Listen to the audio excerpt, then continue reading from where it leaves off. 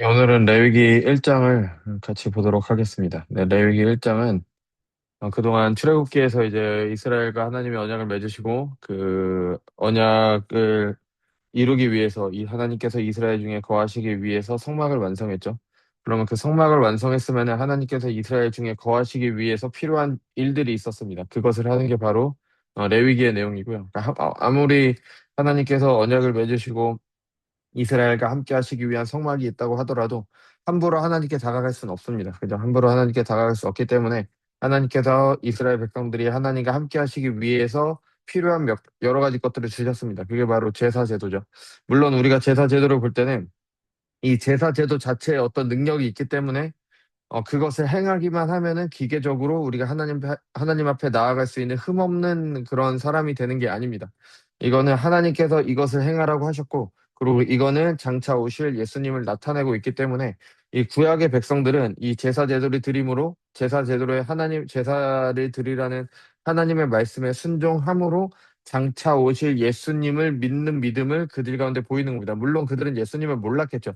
하지만 하나님께서 행하라고 하신 이것을 행함으로 장차 오실 예수님께서 이루실 그 영원한 제사, 예수님의 몸으로 드리실 그 영원한 제사의 효력을 지금 이 동물의 제사를 통해서 지금 받아 누리게 되는 겁니다.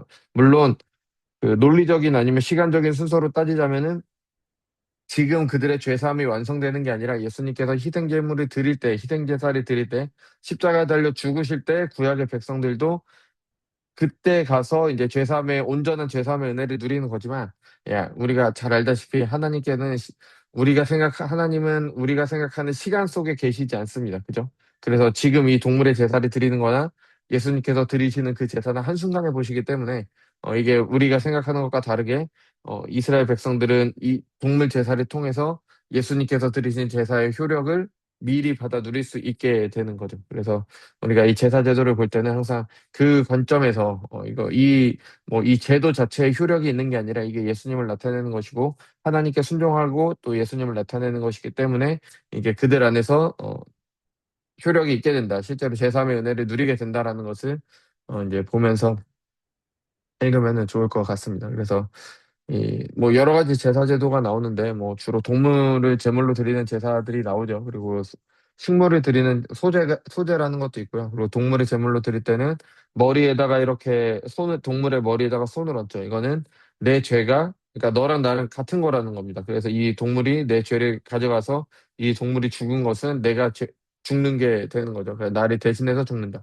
그래서 속죄를 나타냅니다. 그래서 이 나오는 모든 제사들은 속죄의 의미를 모두 다 가지고 있어요. 그래서 속죄제라고 이름 붙여진 제사가 또 따로 있기는 한데 그걸 속죄제라고 부르기에는 약간 좀 부적절한 번역입니다. 그러니까 번역은 번역인데 뭐 그렇게 뭐 100% 완벽한 번역은 아니라고 할 수가 있죠. 왜냐하면 다른 제사들도 다 속죄의 의미를 가지고 있기 때문에 뭐 또 그것도 이제 우리도 차차 볼 것입니다. 그리고 그 속죄의 의미를 가지고 있는 제사들 가운데서도 뭐 번제니 소제니 화목제니 속죄제니 속건제니 이 각각의 제사들이 어느 정도의 의미를 가지고 있기 때문에 그 구별되는 의미들이 어떤 것들이 있는지 하나님께서 이것을 왜 행하라고 하셨는지 같이 한번 보시면서 하나님께서 우리가 드리는 예배가 우리가 어떻게 예배를 드려야 되는지 이제 배워가는 시간이 될 겁니다.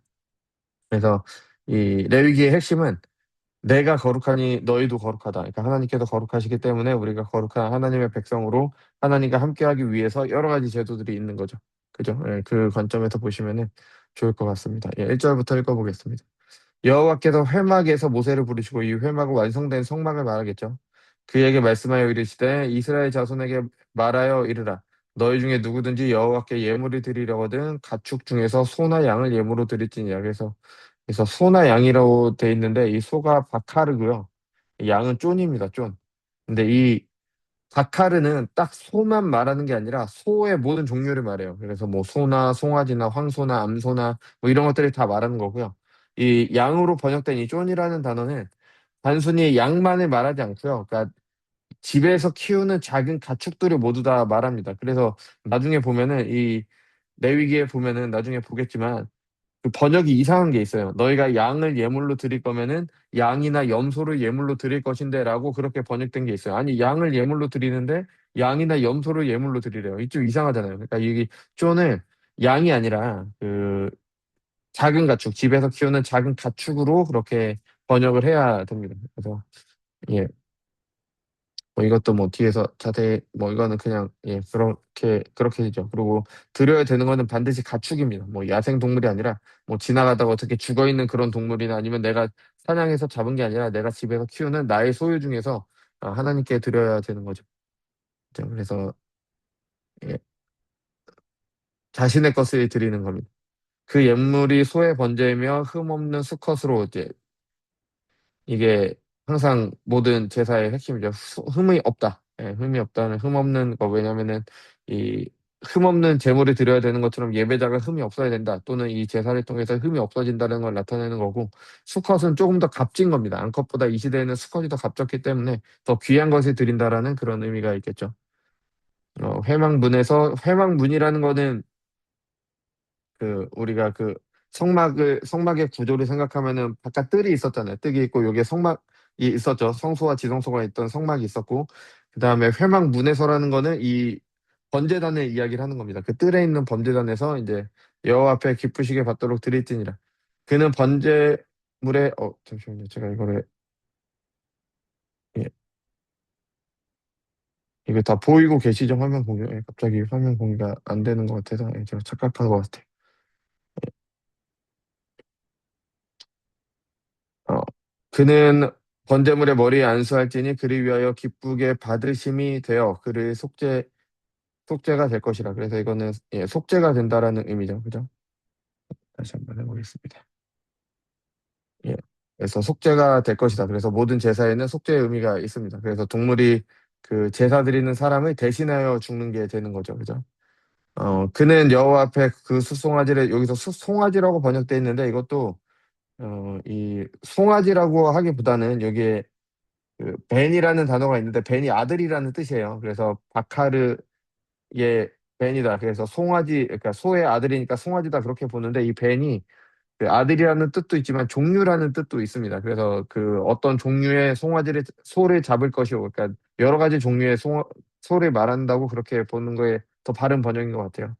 아론의 제사장들은 그 피를 가져다가 회막문 앞 번제단 사방에 뿌릴 것이며 그는 또 번제물의 가죽을 벗기고 각을 뜰 것이요. 이제 번제죠. 지금은 드리는 거는.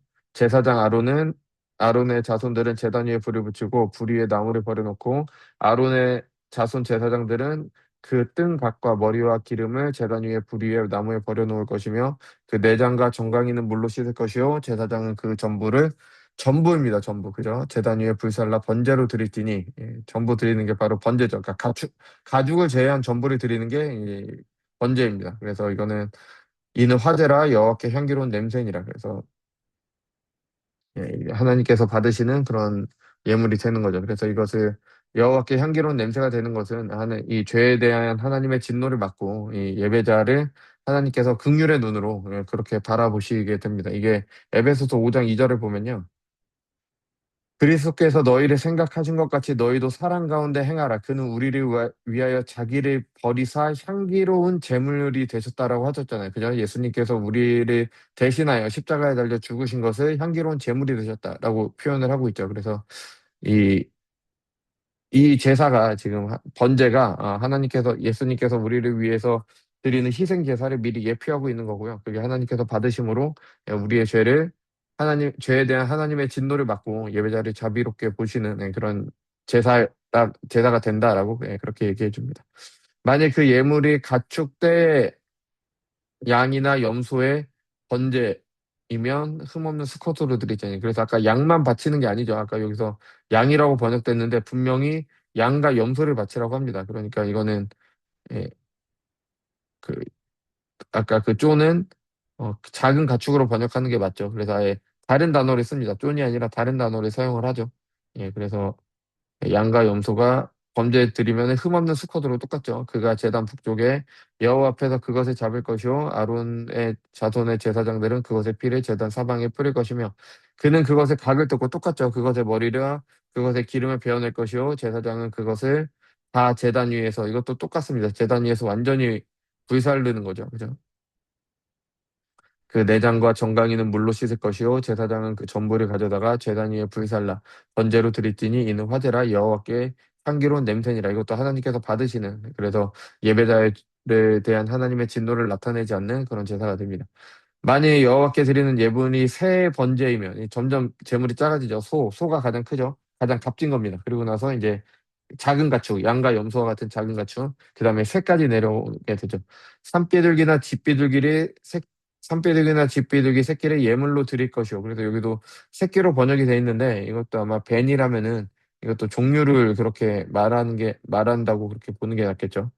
제사장은 그것의 제단을 가져다가 그것의 머리를 비틀어 끊고 제단 위에 불사르고 피는 제단 곁에 흘릴 것이며 그것의 모이 주머니와 그 더러운 것은 제거하여 제단 동쪽 재 버리는 곳에 던지고 또 날개 자리에서 그 몸을 찢되 아주 찢지는 말고 제사장이 그것을 제단 위에 불 위에 있는 나무 위에 불살라 번제를 드리더니 이는 화제라 여호와께 향기로운 냄새니라. 그래서 소로 제사를 드리던 양으로 제사를 드리던 이 비둘기로 제사를 드리던 이 다 똑같은 동일한 하나님께서 받으시는 동일한 제사가 된다라는 것을 그렇게 말을 해주고 있습니다.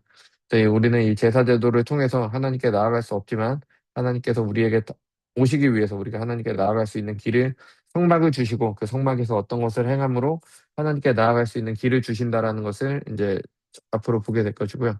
그리고 우리가 하나님께 나아갈 수 없지만 나아갈 수 있게 된 이유는 우리를 대신하여 죽는 존재가 있다라는 겁니다. 그게 바로 제물이 되는 거고 이게 결국에는 예수님을 가리키게 되는 거죠. 그리고 하나님과의 관계는 귀한 거죠. 그 귀한 게 무엇으로 나타내냐? 우리가 가장 값진 제물을 드린 겁니다. 흠없는 수컷으로 드리는 게 값진 걸 드리는 거죠. 이게 하나님께 뭐 비싼 걸 드려야 된다, 좋은 걸 드려야 된다라기보다는 하나님께 나아가기 위해서 하나님과의 관계가 그렇게 중요하다는 거를 나타내 주는 거죠. 그죠? 그래서 실제로 비싼 것만 드리라 그러면 소만 드리라고 했겠죠. 근데 개인의 사정에 따라서 소를 드려도 되고 작은 가축을 드려도 되고 새를 드려도 되는 겁니다. 그러니까 그 자기가 상황에 따라서 그렇게 드리지만 자신이 드릴 수 있는 가장 귀한 것, 값진 것을 이렇게 드리죠. 왜 그렇게 드리느냐? 하나님과의 관계가 그렇게 중요하고 하나님께 나아가는 게 그렇게 값진 것이기 때문에 그것을 드리는 겁니다.